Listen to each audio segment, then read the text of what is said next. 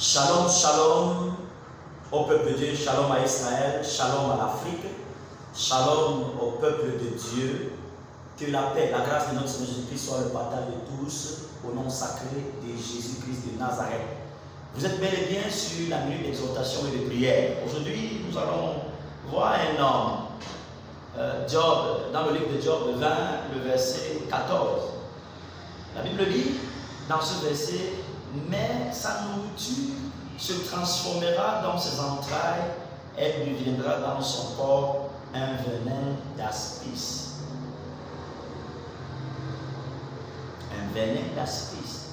C'est pourquoi, bien aimé dans le Seigneur, je suis nous exhorter aujourd'hui de ne pas avoir peur des situations qu'on traverse, quel qu'en soit ce que nous sommes en train de vivre aujourd'hui, quel qu'en soit ce que la terre est en train de vivre aujourd'hui. Aujourd'hui, on peut parler du Covid-19.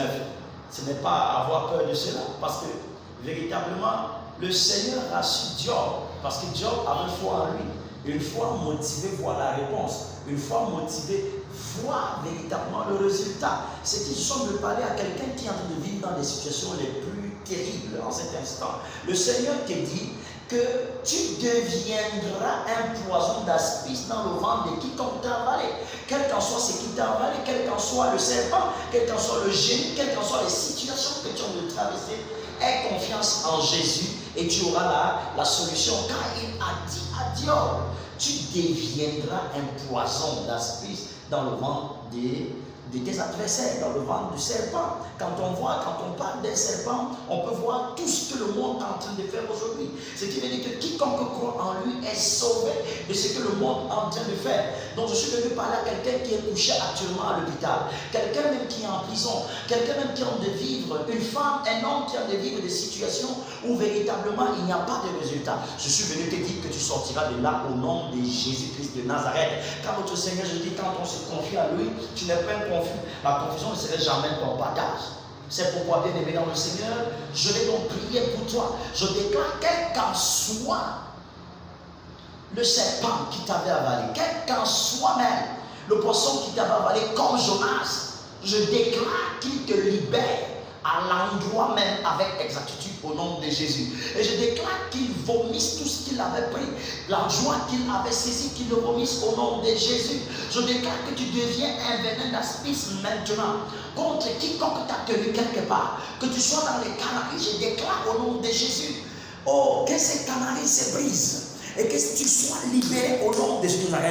Quel qu'en soit véritablement des hommes qui avaient fait des réunions pour t'avaler, pour avaler tes finances, pour avaler ton mariage, pour avaler tes études, je déclare que maintenant tu te transformes. Une notion t'habite, quel qu'en soit là où tu te trouves, quel qu'en soit dans la nation où tu te trouves.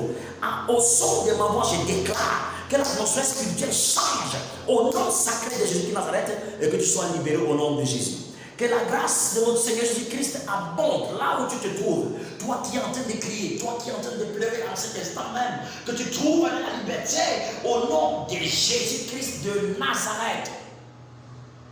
Bien-aimé dans le Seigneur, aie confiance à l'écriture de l'Éternel. Cette écriture, elle est esprit et vie. Je suis venu déclarer en cet instant, je me tiens sur cette parole, que tu n'es plus la nourriture véritablement de tes adversaires. Tu étais un géant, alors sors de là où tu te trouvais. Je veux le dire comme Jésus-Christ a dit à son ami et à son serviteur Lazare. Il a dit, Lazare, sors de là où tu te trouvais.